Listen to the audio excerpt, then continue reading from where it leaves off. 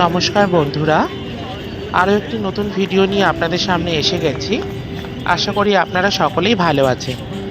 আজকে আমি এসেছি শিয়ালদাতে, কারণ আজকে হচ্ছে পয়লা বৈশাখ।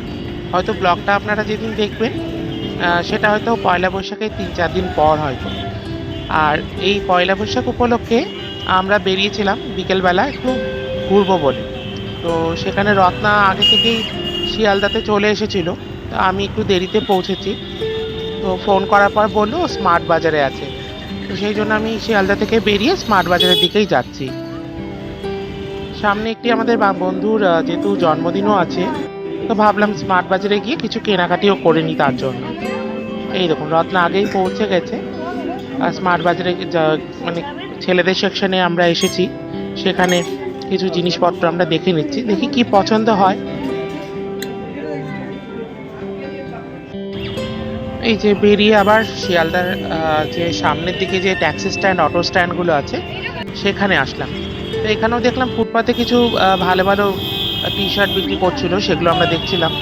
রত্না নিজের জন্য নেবে, বাড়ির জন্য। দেখুন এখানে শিয়ালদার তরফ থেকে কি সুন্দর শুভ নববর্ষের হোর্ডিং দেওয়া হয়েছে, 1432। খুব ভালো লাগছিল। জীবন হোক আরো সুন্দর, আরো প্রাণবন্ত। সত্যি লেখাটা সুন্দর। আমরা শিয়ালদা থেকে বেরিয়ে এই যে মার্কেটটা, কোলে মার্কেটের দিকে একটু এসেছিলাম, কারণ আমাদের ভীষণ খিদে পেয়ে গেছিল। তো ভাবলাম কি খাবো, সেই জন্য আমরা ভাবলাম যে কোনো রেস্টুরেন্টে বসে একটু কিছু খেয়ে নিই। তো আমরা এই ঋষিকা হোটেল অ্যান্ড রেস্টুরেন্ট বলে একটি দোকান ছিল, সেখানে ঢুকলাম। তো দেখি কি খাওয়া যায়। এবার যেহেতু সন্ধ্যের টাইম, তো গরমও লাগছিল, এসে এসে আমি জল খেয়ে নিয়েছি। তো তারপরে দেখলাম এই রেস্টুরেন্টে লোকজন মোটামুটি আছে। তো আমরা এখানে চাউমিন অর্ডার দিয়েছিলাম, মিক্স চাউমিন। ওই দেখুন রত্না সেলফি তুলতেই ব্যস্ত। এই সেকশনটা হচ্ছে যারা নর্মাল খাওয়া দাওয়া করে, দুপুরের ভাত রুটি। এই যে দেখুন আমাদের চাউমিনটা দিয়ে গেছে, ওরা অলরেডি খাওয়া শুরুও করে দিয়েছে। আমিও খাচ্ছিলাম, যেহেতু ক্যামেরা করছিলাম বলে একটু আস্তে আস্তে খাচ্ছিলাম আমি। চাউমিনটা ভালো ছিল, মানে বেশ লাইট করেছিল, কিন্তু খেতে ভালো লাগছিল, খুব একটা রিচ ছিল না। আমরা এবার খাওয়া দাওয়া হয়ে গেছিলো, তারপরে আমরা একটু বসেই বেরিয়ে পড়েছি। এবার বেরিয়ে আমরা মেট্রোতে গেছি, মানে যেহেতু আমার আদার্স বন্ধুরা সবাই না, ওরা সব পৌঁছে গেছে সল্টলেকে। তা আমাদেরকে ফোন করেছিল, তা আমরা ওই জন্য তাড়াতাড়ি করে মেট্রোতে যাচ্ছি। শিয়ালদা মেট্রোতেই প্রথমবার আমি আসলাম, আগে কখনো আসিনি। এত সুন্দর করেছে স্টেশনটা, এবং অনেকটা নিচে, মানে ডিপ। আর ওই যে ওই সেকশনটা দেখছেন সোজা যাচ্ছে, ওটা শিয়ালদার দিকে যাচ্ছে। তো পরিষ্কার পরিচ্ছন্ন, ভেতরটা খুব সুন্দর।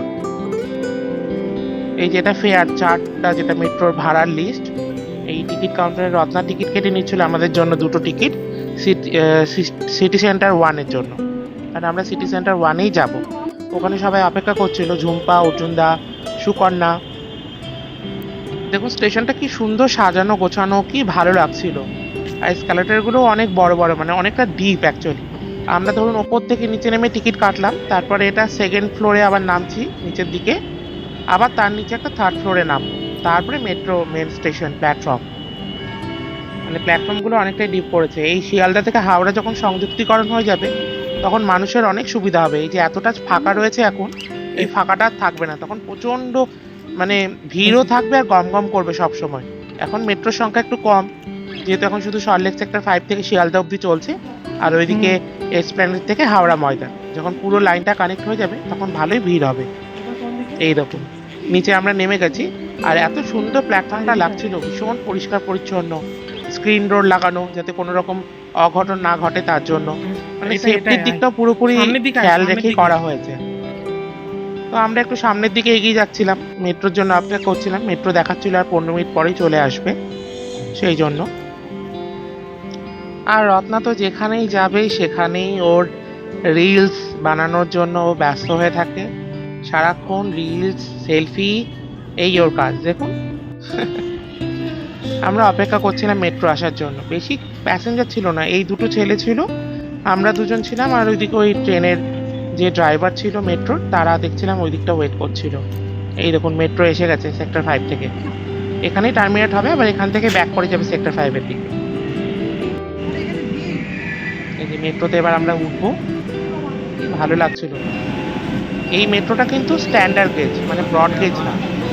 মানে ব্রডগেজের যে 1.76 মিটার হয় সাইজ, তার থেকে এটা একটু ছোট হয়, 1.67 মিটারের মতো। কলকাতার সমস্ত মেট্রোগুলি হচ্ছে ব্রডগেজ, এটা হচ্ছে স্ট্যান্ডার্ড গেজ। মেট্রোতে আমরা বসে পড়েছি, মেট্রো ছেড়ে দেবে, বেশিক্ষণ দাঁড়াইনি। এই দেখুন মেট্রো ছেড়ে দিয়েছে ফুলবাগানের দিকে।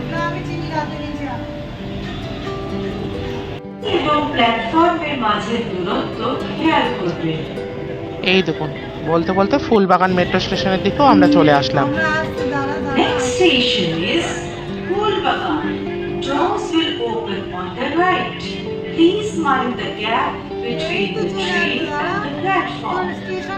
মেট্রো থেকে কত দূর এটা? মেট্রো পাশে। মেট্রোর সামনে। আচ্ছা দাঁড়া।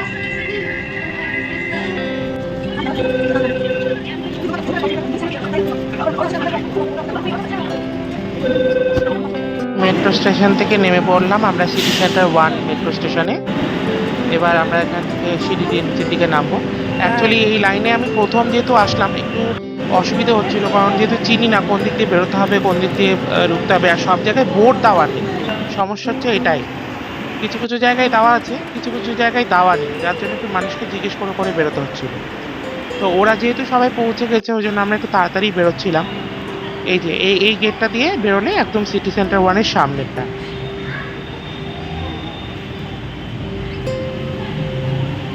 এই দেখুন সিটি সেন্টার পৌঁছে গেলাম। সিটি সেন্টার 1টা হচ্ছে এই সল্টলেকে, সেক্টর 3, আর সিটি সেন্টার 2টা হচ্ছে রাজারহাটে, মানে নিউ টাউন রাজারহাটে।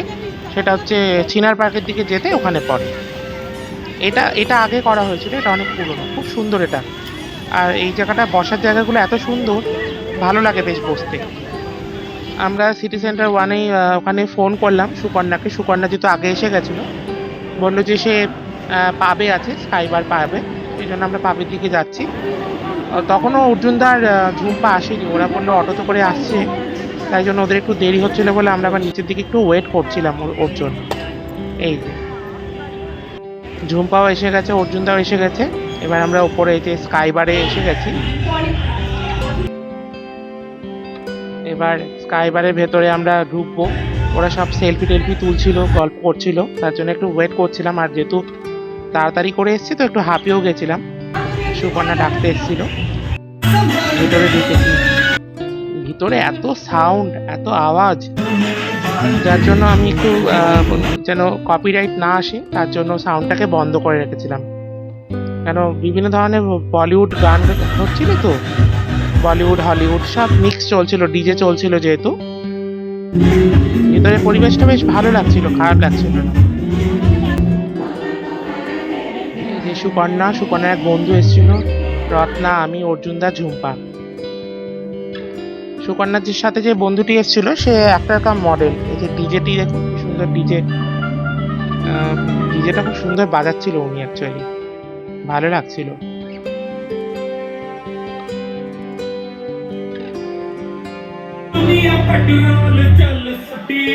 আমাকে কিছু কিছু জায়গাতে একটু গানগুলো বন্ধ করতে হয়েছিল কপিরাইটের জন্য, কারণ না হলে কপিরাইট খেয়ে যাব।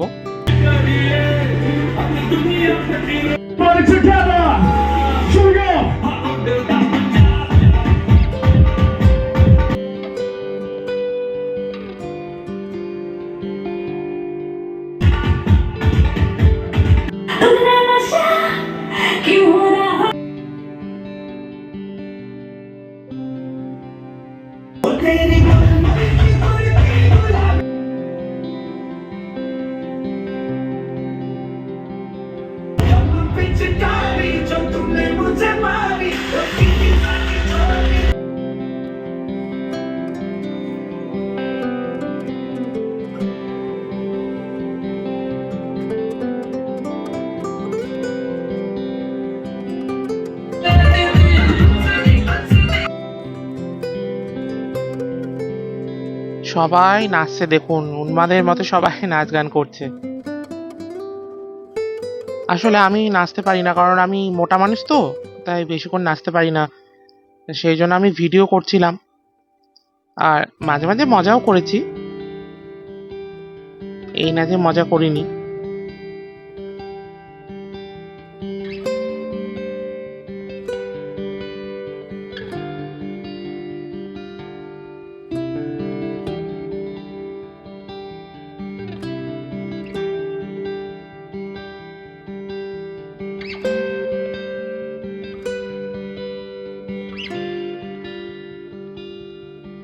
এই দেখুন, আমি আবার এসে বসে গেছি, প্রচন্ড হাঁপিয়ে গেছিলাম।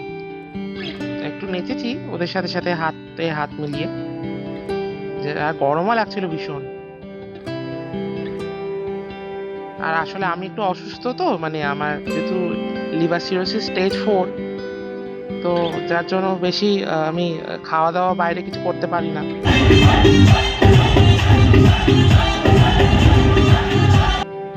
দেখুন এদের, হাঁপিয়ে গেছে, ঘেমে গেছে, তবুও উন্মাদের মতো নেচে যাচ্ছে।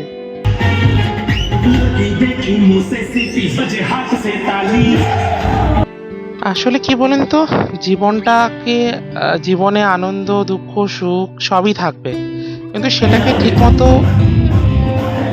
মানে ঠিক সময়ে ঠিক মতো করে উপভোগ করে নিতে হবে, যেন জীবনের শেষ মুহূর্তে এসে যেন আপনার আক্ষেপ না থাকে যে আমি এটা করতে পারিনি, ওটা করতে পারিনি। তাই জীবনটা যেটুকুটা সময় থাকে হাতে, জীবনে সবটুকু আনন্দ উপভোগ করে যাওয়াটাই আমার মনে হয় শ্রেয়।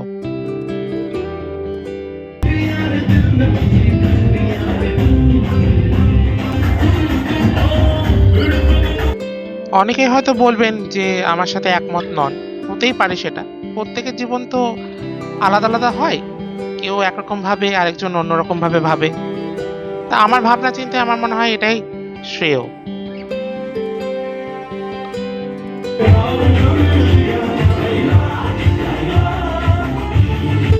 ওরা একটু ফ্রুট বিয়ার অর্ডার করেছিল, যেহেতু ফ্রুট বিয়ারের মধ্যে কোনো রকম অ্যালকোহল থাকে না সেই জন্য। আর আমি তো এইসব খেতে পারি না, কিন্তু ওরা নিয়েছিল, আমি দেখছিলাম, ভিডিও করছিলাম, এটাতেই আমি আনন্দ পাচ্ছিলাম। আসলে আমি মনে করি জীবনে যেটুকুটা সময় বাঁচবেন সেইটুকুটা সময় না আনন্দের সাথে বাঁচুন, দেখবেন জীবনটাকে অনেক সুন্দর মনে হবে, অনেক রঙিন মনে হবে। আর সবসময় যদি জীবনের মধ্যে কনজারভেটিভ মেন্টালিটি নিয়ে চলেন বা ন্যারো মাইন্ডেড থিঙ্কিং করেন, তাহলে জীবনটা দেখবেন অনেক ছোট হয়ে গেছে।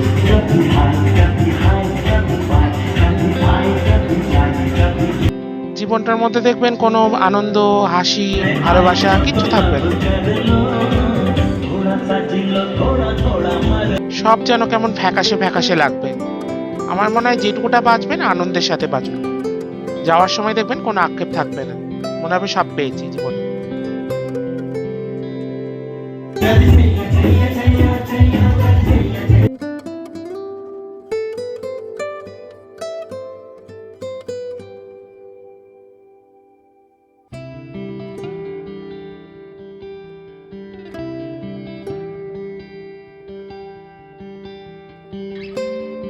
অনেকটা রাতও হলো, এবার বেরোবো আমরা।